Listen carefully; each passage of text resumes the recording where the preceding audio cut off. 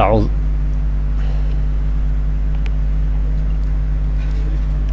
أعوذ بالله من الشيطان الرجيم. بسم الله الرحمن الرحيم. الحمد لله الذي أرسل رسوله بالهدى ودين الحق ليظهره على الدين كله وكفى بالله شهيدا. والصلاة والسلام على رسول الله وعلى آله وأصحابه ومواله. Tuan-tuan, puan-puan, muslimin muslimat, mukminin mukminat, sidang jamaah berahmat Allah sekalian, alhamdulillah dapat kita bertemu lagi pada malam ini untuk siri kuliah At-Tartil, Tarannum Murattal, Asbabun Nuzul dan perbincangan ayat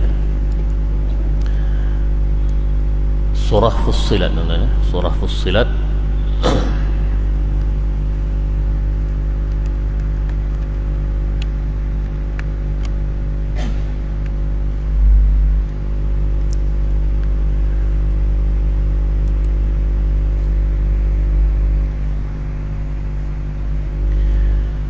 Surah Fussilat ayat yang ke-30 hingga 38 insyaAllah.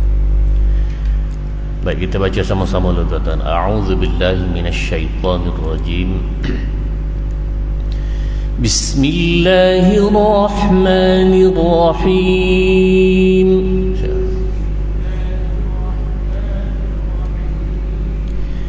Alhamdulillahi rabbil alamin.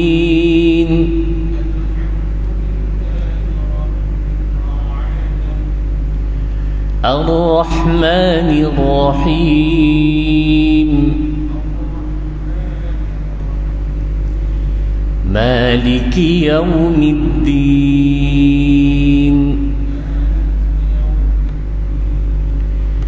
Iyyaka na'budu wa iyyaka nasta'in.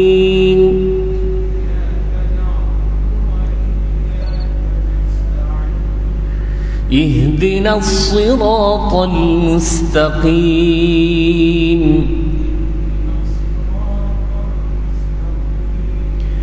صراط الذين أنعمت عليهم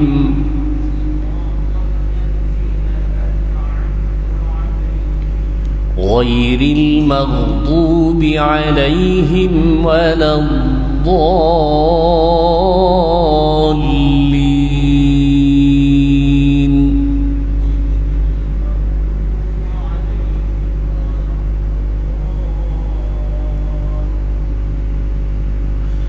بسم الله الرحمن الرحيم.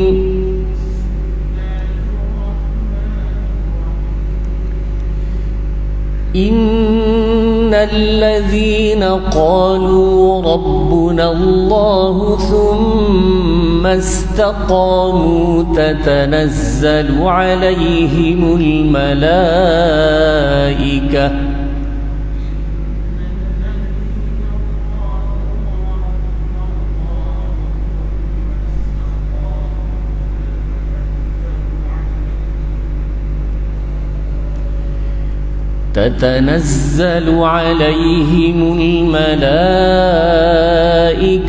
ألا تخافوا ولا تحزنوا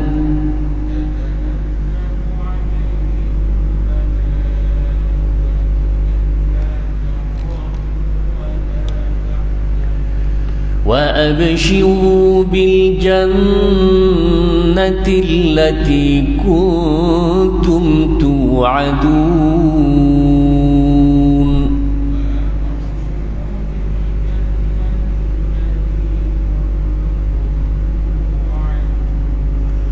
نحن أولياؤكم في الحياة الدنيا وفي الآخرة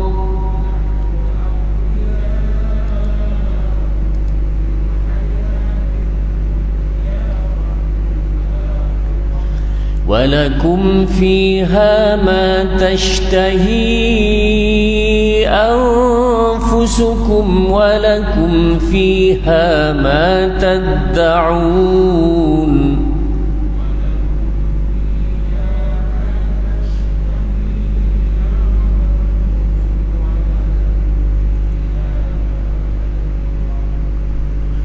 نزلا من غفور رحيم.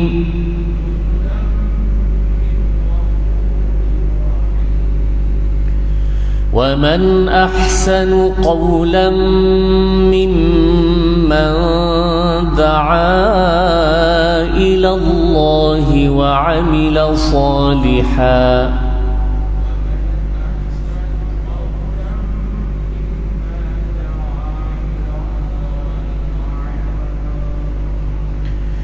وقال إنني من المسلمين.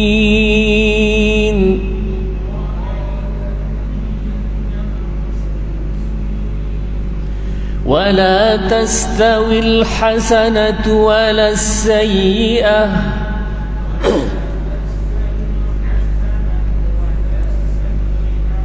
ادفع بالتي هي أحسن فإذا الذي بينك وبينه عداوة كأنه ولي حميم.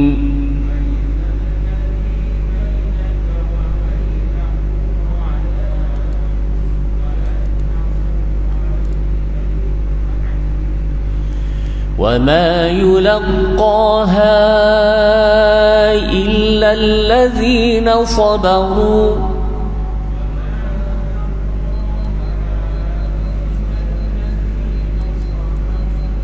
وما يلقاها إلا ذو حظ عظيم.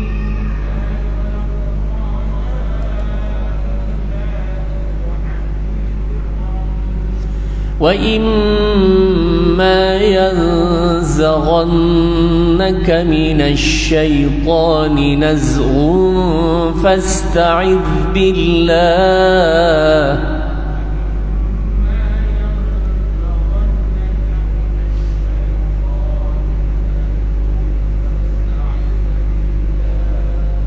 إنه هو السميع العليم.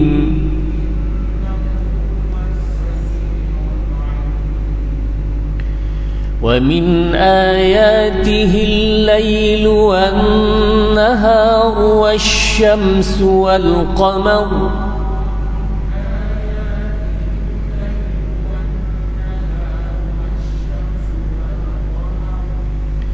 لا تسجدوا للشمس ولا للقمر واسجدوا لله الذي خلقهن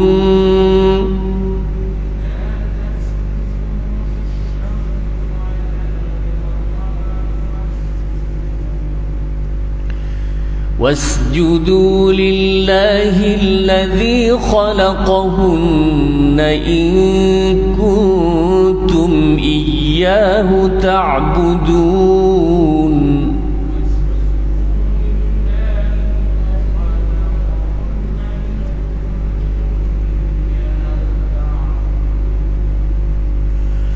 فإن استكبروا فالذي عند ربك يسبحون له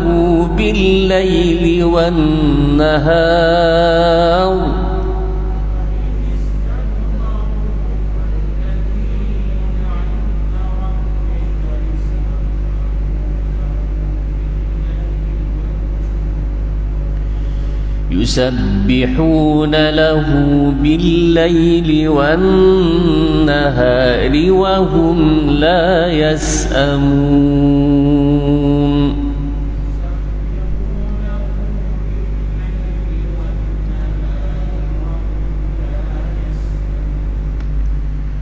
Sadaqallahul azim.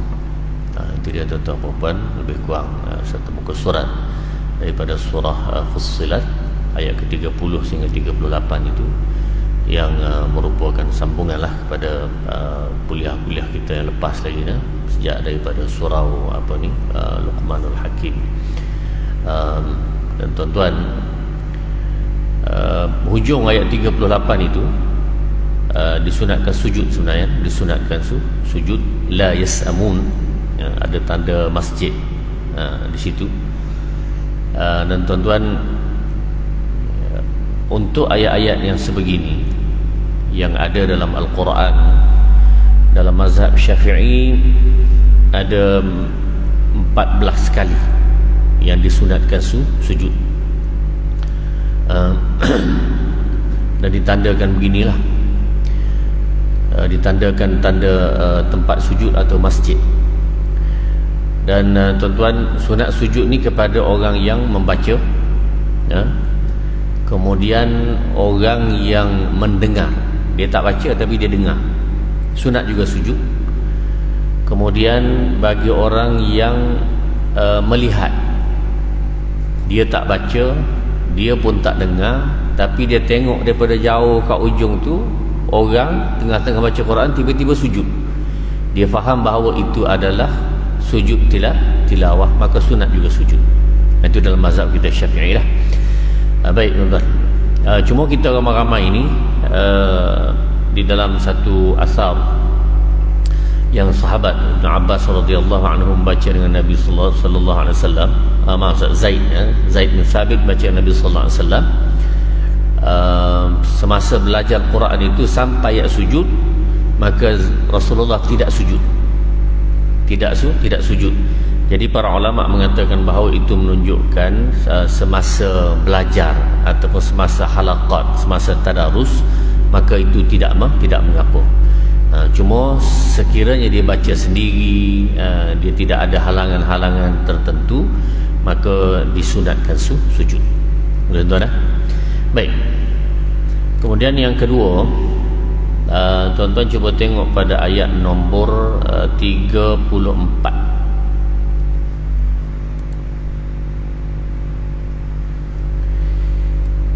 Idfa' billati hiya ahsan. Cuba tuan-tuan.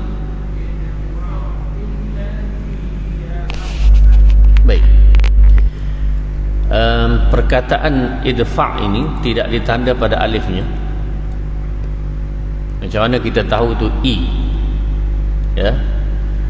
Tidak a, tidak u. Ada dua kaedah lah, ada dua kaedah. Ini Ustaz selalu sebut juga, tapi untuk kita mengingat kembali, yang pertama sekali ialah kaedahnya belajar bahasa Arab. Kita kata, Allah Ustaz, kalau belajar bahasa Arab lama lah nak boleh tak? Kita nak faham yang ini saja, tiba-tiba kena belajar bahasa Arab. Tuan-tuan, sebenarnya belajar bahasa Arab dalam konteks perkataan ini yang dalam Quran ada sekitar 20 kali. Sekejap je, satu kuliah pun selesai. Sekitar 20 kali dalam Quran yang ada di awal ayat gini, ataupun yang ni wakaf, kemudian ada ayat yang begini, maka ada 20 kali sekitar. Dengan sebab itu tuan-tuan, bahasa Arab dafa'a, yadfa'u, idfa'. Dafa'a fi'il madhi, mudhari'nya yadfa'u, kemudian idfa'. Dia tidak akan baca adfa', mesti idfa'. Itu bahasa Arab, dan ini paling tepat. Baik, itu kaedah yang pertama. Kaedah yang kedua yang banyak digunakan oleh orang kita, melihat kepada huruf yang ketiga. Tuan-tuan bilang huruf ketiga ni alif, dal dan fa. Huruf ketiga. Baik, huruf ketiga itu fa lah, alif, dal, fa. Huruf ketiga ini tuan-tuan, sekiranya bayangkan dulu, kalaulah huruf ketiga ini baris hadapan, kalau huruf ketiga baris hadapan, maka alif pun otomatiknya baris hadapan. Yang itu saya tuan-tuan perlu ingat, huruf ketiga baris hadapan, maka alif juga baris hadapan. Tengok huruf ketiga, kalau baris hadapan, maka alif baris hadapan. Baik, bunyi macam mana tu? Huruf ketiga baris hadapan, fu, maka alif juga baris hadapan, bunyinya udfu'. Ini contoh je lah, ini contoh. Kalau huruf ketiga berhadapan, satu saya tuan-tuan perlu ingat, yang lain tak payah ingat lah, yang lain confirm mesti baris di bawah. Baik, sekarang fa kita ni baris atas, otomatik alif ni baris di bawah. idfa' billati hiya ahsan. Cuba. Baik, yang tu tuan-tuan tak perlu ingat dah. Yang penting ingat yang hadapan sama hadapan, yang lain selesai lah.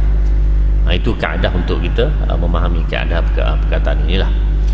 Kemudian tuan-tuan, saya ambil satu lagi tentang qiraat ringkas pada ayat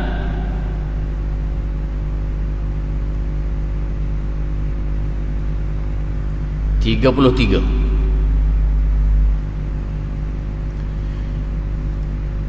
وَمَنْ أَحْسَنُ قَوْلًا مِّمَّنْ دَعَا إِلَى اللَّهِ وَعَمِلَ صَالِحًا. Cuba.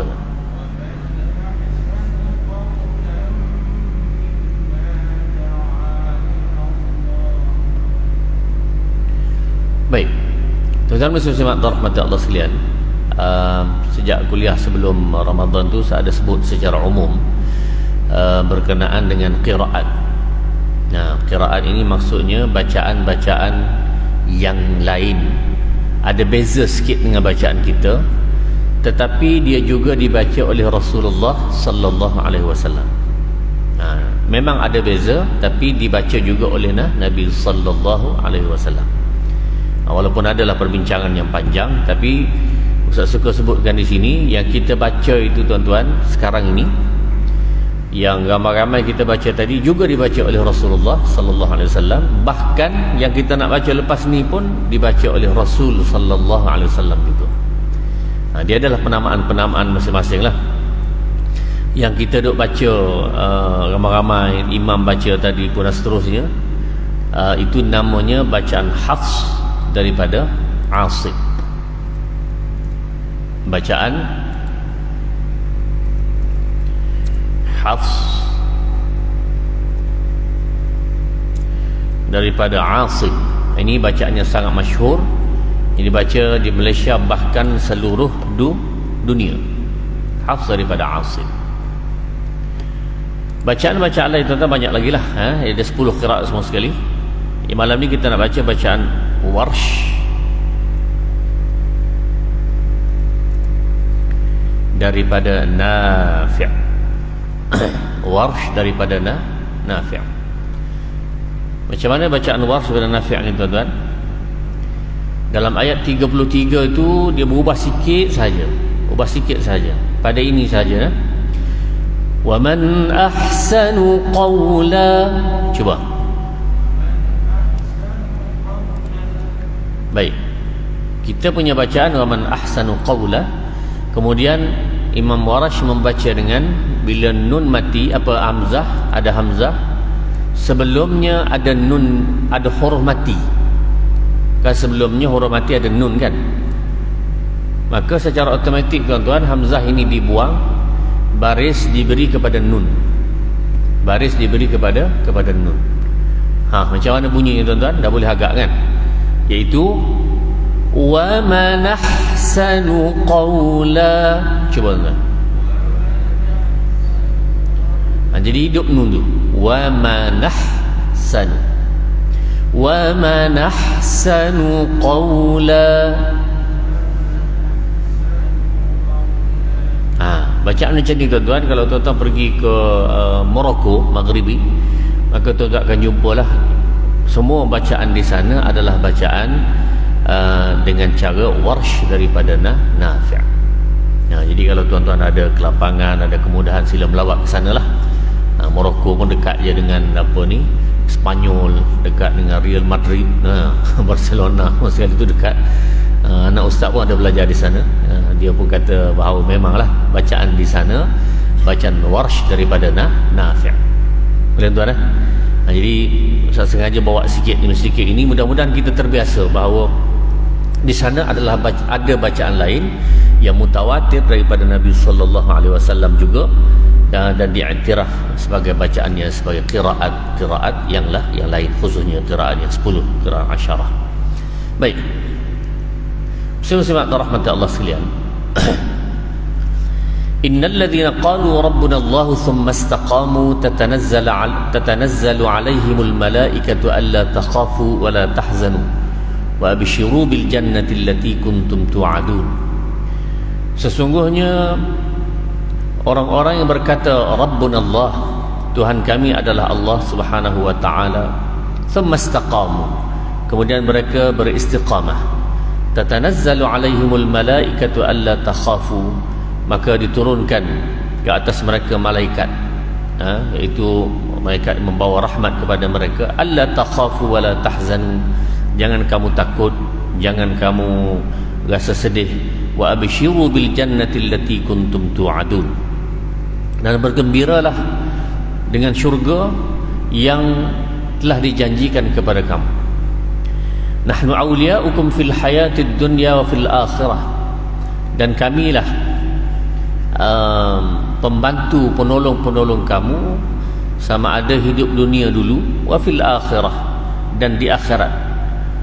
Walakum fiha ma tashtahi anfusukum walakum fiha ma tad'un, dan bagi kamu apa saja yang kamu rasa.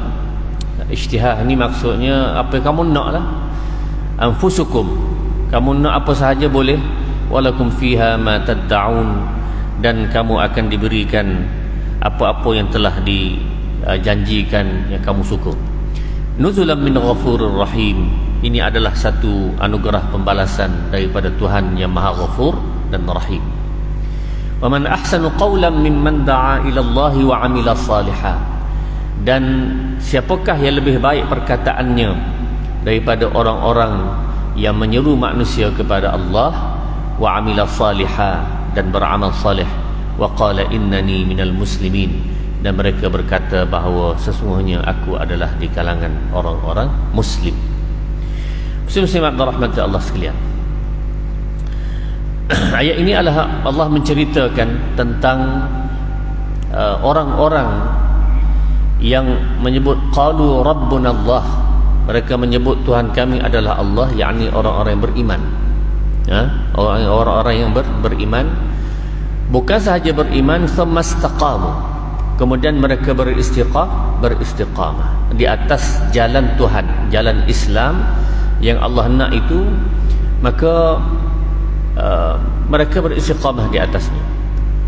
Dan tuan-tuan, Nabi sallallahu alaihi wasallam pernah ditanya oleh para sahabat, ya Rasulullah, berilah kepada aku satu nasihat yang pendek, dan aku akan pegang sungguh-sungguh nasihat tersebut. Maka kata Nabi sallallahu alaihi wasallam, qul amantu billah thumma istaqim, kamu katalah aku beriman kepada Allah, kemudian kamu istiqamah. Istiqamah apa dia? Istiqamah di atas jalan iman tadi sampailah kamu mati. Wala tamutunna illa wa antum muslimun, jangan kamu mati melainkan kamu dalam keadaan Islam. Tuan-tuan muslimin muslimat rahmati Allah sekalian, antara lain Nabi sallallahu alaihi wasallam menyebut begini kerana manusia khususnya di akhir zaman ini, tuan-tuan, yusbihur rajul mu'minan wa yumsi kafiran. Di akhir zaman nanti akan berlaku manusia ini, tuan-tuan, pagi Islam, petangnya kafir. Petangnya Islam, pagi esoknya kafir. Boleh berlaku bukan itu, tuan-tuan, ya? Dan Nabi sallallahu alaihi wasallam sebut dalam hadis sahih Muslim tersebut, badiru bil a'malis salihah, bersegeralah untuk buat amal yang salih. Kenapa? Kerana banyaknya datang kezaliman, keburukan akan sampai dengan begitu banyak. Maka tuan-tuan, orang yang selamat ialah orang yang amantu billah thumma istaqim, aku beriman kepada Allah Subhanahu wa taala dan aku istiqamah. Dan tuan-tuan pun perasan tak, kalau tuan-tuan baca dalam internet yang macam-macam lah, ya, sekarang ini segala-galanya ada. Kalau zaman sekarang ni zaman apa kita kata TikTok, ya, walaupun ustaz tak ada akaun TikTok itu, tapi kita ada Facebook tu masuk juga. Nah, orang letak dalam wallnya apa semua tu kan, Kita scroll tu lalu jugalah depan mata kita. Jadi tuan-tuan, kalau dulu kita rasa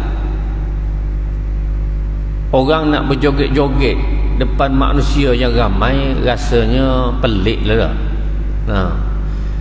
Suami dan isteri pula pakai tudung, duk buat terkinja-kinja, melompat-lompat. Kalau dulu rasanya pelik. Tapi zaman sekarang ni nampaknya macam biasa lah. Macam biasa tu pula hatanya berlaku kepada orang-orang agama pun gitu juga. Tu kita terfikir ini tahap mana sebenarnya masalah telah berlaku. Zaman ini zaman mana sebenarnya, sehingga para asatizah, ustazah pun jadi gitu juga. Contoh kat mana tuan-tuan? Dia buatnya musim raya baru ni kan. Kan tak? Kemudian di sambutan hari raya pula, ustaz-ustaz naik atas pentas, menyanyi, menasyid apa. Suami isteri. Kemudian cikgu-cikgu pula di sekolah, buat pula tarian-tarian bersama murid dan seumpamanya. Ustaz bukan nak bincang masalah hukum, tapi dulu benda tu tak berlaku, kan? Walaupun kita kata zaman internet ini ada dah berapa belasan tahun lah ke belakang, kan? Tapi tuan-tuan tak berlaku, tapi ujung ini berlaku. Dan di manakah berhenti sebenarnya? Di manakah berhenti? Lebih-lebih lagi tuan-tuan, kalau kita tengok di zaman kita baru lepas je, orang kata pandemik dah baru lepas. Tapi tuan-tuan, hakikatnya tak lepas habis lagi. Kita ni masih peralihan ke arah endemik, kan tak? Orang yang kita rasa was-was sangat kepada dia, Ustaz sebut nama dengan jelas dan senang, Bill Gates. Dia dah umum siap-siap tuan-tuan. Tuan-tuan cek balik lah, baru je beberapa minggu lepas dia umum akan ada next pandemic. Dah. Dia cakap tu suruh kita berhati-hati, konon gitulah dah. Next pandemic akan ada, dan dia worse, lebih teruk daripada pandemik yang lepas. Kita pun tanya balik, awak siapa sebenarnya? Bukankah awak ni orang pakar komputer, Windows lah apa, so Microsoft tu awak punya betul lah, ya tak? Tapi tuan-tuan, tiba-tiba dia pula bercakap tentang masalah seperti ini. Apa kena-mengena dengan awak? Kan? Sepatutnya umum ni orang bidang kesihatan, doktor kah, orang yang memang pakar perubatan kah, baru munasabah. Dia pula umum. Apa kaitan awak dengan pandemik ni? Banyak soalan-soalan tuan-tuan. Jadi tuan-tuan, Ustaz minta dalam hal ini tuan-tuan cubalah tengok ni, Ustaz tuliskan ini, tuan-tuan baca sendirilah dalam internet tu.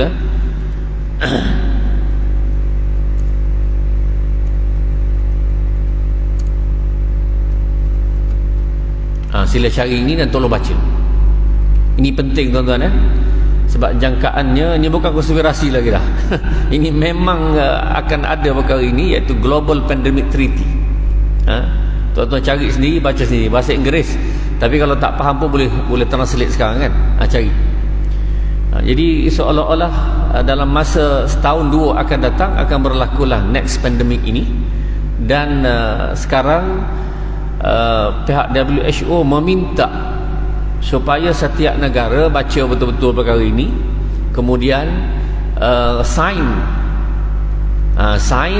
persetujuan, katanya pada bulan 8 ini, wallahu ta'ala alalah, ya, sign persetujuan untuk kalaulah berlaku pandemik akan datang, maka kita serahkan segala urusan pandemik itu kepada satu pertubuhan namanya WHO. Apa? Kita tak pandai nak uruskan pandemik ini sendiri, ya? Hanya WHO sahaja yang berkuasa penuh pada masa itu. Tengok tuan-tuan, ini kerja apa sebenarnya? Setakat ini alhamdulillah kerajaan tidak bersetuju, alhamdulillah. Tapi akan datang, wallahu ta'ala a'lam, tekanan-tekanan yang akan dibuat itu kita tak tahu. Jadi tuan-tuan, kita berdoa semoga-moga apa yang sedang berlaku dan akan berlaku ini, Allah Subhanahu wa ta'ala lindungi kita. Kata Nabi SAW dalam hal ini tuan-tuan, akan datang tahun-tahun awam al-maja'ah. Awam maja'ah ni makna tahun-tahun kemarau panjang, tahun-tahun kebuluran. Ya. Tahun pertama dalam hadis yang sahih ini tuan-tuan, tahun pertama hujan kurang, turun 1/3. Nah, hujan pada tahun tersebut kurang 1/3, dan hasil mahsul bumi pun kurang 1/3. Tahun kedua, ya, kurang pula 2/3 hujan. Maka tahun kedua itu pula kurang hasil mahsul 2/3. Tahun ketiga tuan-tuan tak ada hujan. Maka kata para sahabat Nabi sallallahu alaihi wasallam, "Fama ya'ishun nas dzalika zaman ya Rasulullah?" Macam mana keadaan orang hidup pada zaman itu? Maka kata Nabi sallallahu alaihi wasallam, orang bertahan pada masa itu ialah orang yang bitahlil, la ilaha illallah, tahlil kita buat tadi. Orang seperti itu tuan-tuan. Yang kedua ialah orang yang bitakbir, yang sentiasa bertakbir Allahu Akbar, dan bitahmid, iaitu orang alhamdulillah. Inilah yang mencapai ataupun menggantikan majza'atut ta'am, yang menyamai dengan makanan. Makanan tak ada masa tu, maka tuan-tuan yang tak ada makanan masa tu, gantilah zikir. Jadi itu belum dajjal lagi. Itu Rasulullah kata orang bertahan itu ialah orang seperti itu. Selepas itu barulah datangnya dajjal. Allahumma. Jadi tuan-tuan, ini keadaan orang-orang yang istiqamah. Jadi kalaulah orang itu sentiasa dah berzikir sekarang dia ada waktu dia berzikir, ada datang di semayang, kemudian dia baca Quran, orang seperti ini tuan-tuan, insya-Allah datang ujian seperti itu dia boleh hadapi. Tapi tuan-tuan, kalau mulut bibir kita tak pernah berzikir kepada Allah Subhanahu wa taala, adakah masa berlaku itu kita boleh berzikir? Ini soalan tuan-tuan boleh jawab sendiri. Tak? Orang yang sentiasa atas kereta, kalau dia memang kerja dia subhanallah, alhamdulillah, wa la ilaha illallah, wallahu akbar, bam, accident, contoh. Apa keluar mulutnya? Allah. Tak? Subhanallah. Dia akan keluar itu dulu. Kenapa? Itu yang dekat mulut dia. Cuba orang daripada jenis kejap-kejap nyumpah, kejap-kejap maki, kereta ni tak betul, yang ni motor ni salah. Kalau itulah yang mulutnya duk zikir, masa aksiden sungguh apa berlaku? Mesti dia nyumpah punya, mesti dia maki. Ini maknanya tuan-tuan tukar perkara ini tuan-tuan, supaya kita membiasakan diri kita berzikir. Sebab itulah bila kes kat mana tuan yang berlaku, yang pergi tumbuk pakcik dua tu kan, ada tuan-tuan tengok belakang kan. Kenapa? Kerana Ustaz yakinlah bahawa orang yang sentiasa berzikir tidak akan jadi begitu tuan-tuan. Kenapa dia tahu bahawa yang berlaku itu juga dengan takdir kehendak Allah Subhanahu wa taala. Dah berlaku nak buat macam mana? Dah aksiden nak buat macam mana? Maka selesaikanlah secara urusan dengan cara yang betul lah. Sebabnya nak undur balik tak boleh. Dan Ustaz yakinlah tak ada orang sengaja-ngaja nak pergi aksiden. Keluar naik kereta ni sahaja aku aksiden. Tak ada tuan-tuan begitu. Berlaku tu dalam keadaan kita tidak sangka, dan itu takdir daripada Allah Subhanahu wa taala. Baik.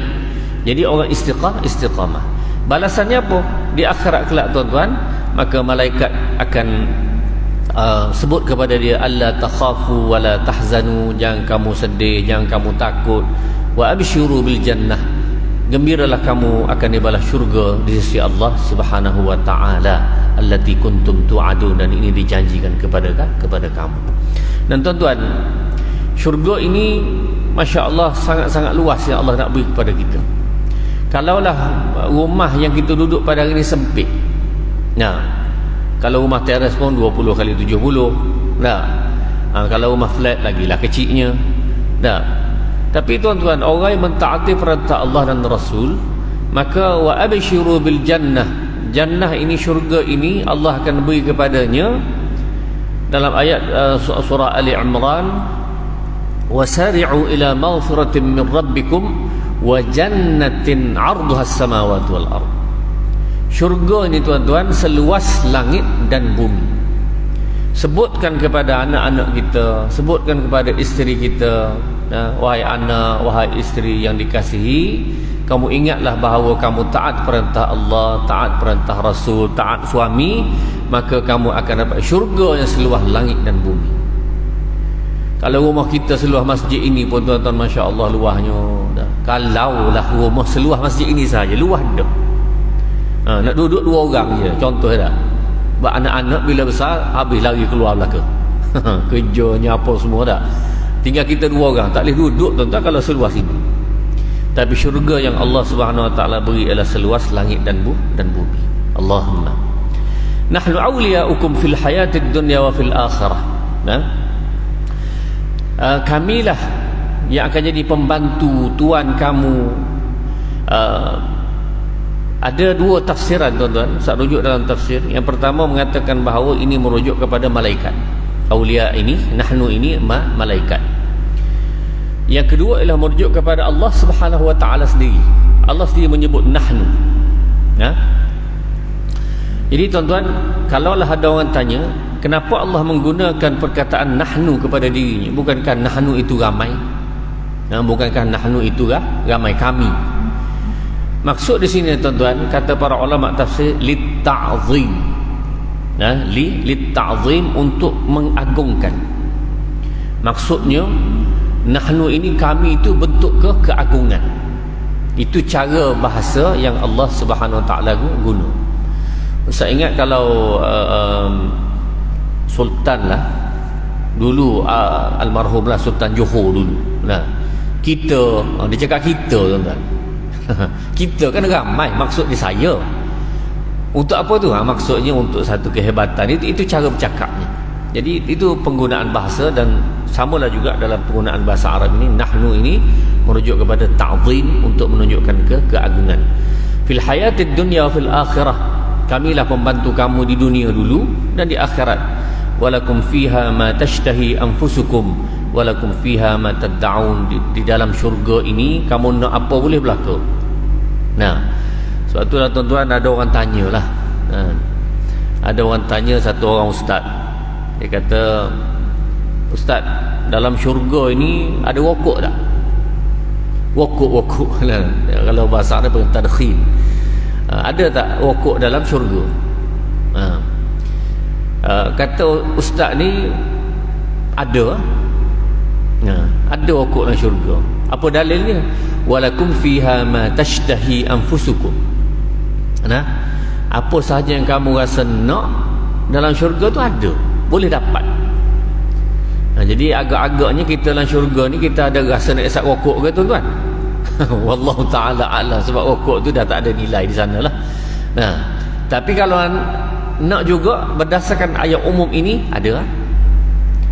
Cuma yang tak tahannya, kata ustaz tersebut, hujungnya dia kata, rokok ada, dia kata, tapi nak api tu kena pergi masuk neraka dulu baru dapat api. Oh, itu yang tak tahan. Jadi maknanya dia melawak jugalah. Sebab perkara-perkara yang tak penting itu sebenarnya orang tak akan minta lagi dalam syurga. Tidak akan minta. Sebab banyak benda lain yang lebih hebat, yang jauh lebih hebat daripada rokok itu. Jadi sebab itu tuan-tuan, walaupun bagaimanapun secara umum Allah Subhanahu Wa Taala sebut demikian, apa sahaja manusia nak pasti dapat dalam syurga. Hatta perkara-perkara yang haram di atas muka dunia, tapi dalam syurga tak haram. Sebahagian Allah letakkan, contoh mudahnya arak. Arak di atas muka dunia haram. Wa anharun min khamrin ladzatil lisyaribin. Orang yang menahan diri daripada minum arak di atas muka dunia, maka Allah balas kepada dia ialah Allah beri arak, bukan segelas 2 tapi sungai arak. Nak puas hati sangat terkejun, menyelam tak timbul-timbul pun tak apa, sebab tak mati dah dalam syurga tu dah. Minumlah sepuas-puasnya arak tersebut, ladzatil lisyaribin, lazat dia untuk orang-orang yang minum. Arak pada hari ni tuan-tuan, kalau minum peniru tuan-tuan. Tak tahu apa, bawa kereta langgar orang kalau minum arak. Tapi ialah tuan-tuan, sampai hari ni pun kalau cerita pasal arak ni, undang-undang yang ada di Malaysia ni masih tak selesai-selesai, sampai ke hari ni. Kenapa tuan-tuan? Kalau seorang tu langgar orang lain, dia mabuk, orang tu mati, dia belum tentu dihukum mati. Kerana undang-undang Malaysia, dari sudut undang-undang, Ustaz baca yang peguam tulis, Ustaz bukan peguam, tapi peguam itu menulis, dia kata undang-undang kita di Malaysia ini, seorang yang mabuk melanggar orang, dia kena dibuktikan dulu ada niat membunuh, barulah boleh bunuh balik. Walaupun orang dia langgar tu mati, tapi dia belum tentu dibunuh semula. Kenapa? Kerana undang-undang kena buktikan niat dia dulu. Oh, tuan-tuan, dia mabuk nak bukti macam mana niatnya? Tak. Satu cara sahaja boleh mengubah hukuman tersebut ialah semua ahli parlimen yang ada di dalam dewan itu nak 2/3, tuan-tuan, nak 2/3 bersetuju bahawa siapa-siapa mabuk, langgar orang, mati, maka secara automatik dia dikira sebagai berniat membunuh. Agak-agak nak ke tidak ahli parlimen buat begitu? Tuan-tuan jawab sendiri lah. Tak? Nampak-nampak gaya tak boleh jalan dah. Jadi dengan sebab itu angkatlah sikit dia punya hukuman. Baru ni Ustaz baca 20,000 20,000 denda, penjara berapa tahun dah, gitulah. Tapi nak beritahu tuan-tuan, orang yang dilanggar mati, tapi orang yang melanggar tidak dihukum bunuh semula. Kenapa? Kerana undang-undang yang ada begitu. Inilah keadilan undang-undang dunia. Allah Ta'ala alam. Jadi yang meninggal itu pula, kalau si ayah, maka ada isteri, kemudian ada anak-anak yang ditinggalkan. Tidak ada apa-apa pembelaan. Itu hakikat kita kena terima lah. Jadi tuan-tuan, kesan daripada perkara ini, arak yang memabukkan ini akan menyebabkan huru-hara masyarakat sosial kerana sebab perkara tersebut. Tetapi di akhirat kelak Allah berikan manusia dapat meminum arak tadi dalam keadaan sepuas-puasnya, tidak ada masalah. Nuzulan min ghafurur rahim. Dan semua ini adalah balasan ataupun kebaikan yang Allah beri daripada Ghafur Ar-Rahim, Tuhan yang Maha Pengampun lagi Maha Mengasihani. Jadi tuan-tuan, saudara-saudara rahmat Allah sekalian, saya berhenti di situlah untuk malam ini. InsyaAllah kita jumpa lagi lah pada pertemuan akan datang. Aqulu qawli hadha wa astaghfirullah al-azim li wa lakum. Bismillahirrahmanirrahim. Alhamdulillahi rabbil alamin. Wassalatu wassalamu ala asyrafil anbiya'i wal mursalin wa ala alihi wa sahbihi ajma'in. Allahumma inna nastawdi'uka ma 'allamtana bih. Ya Allah, kami simpankan kepadamu segala ilmu kama ajar kepada kami. Fardudhu ilaina waqta hajatina ilaih. Dan kembalikanlah ilmu ini ketika kami perlu untuk menggunakannya. Wala tunsina. Wa sallallahu ala sayyidina Muhammad wa ala alihi wa sahbihi wa sallam.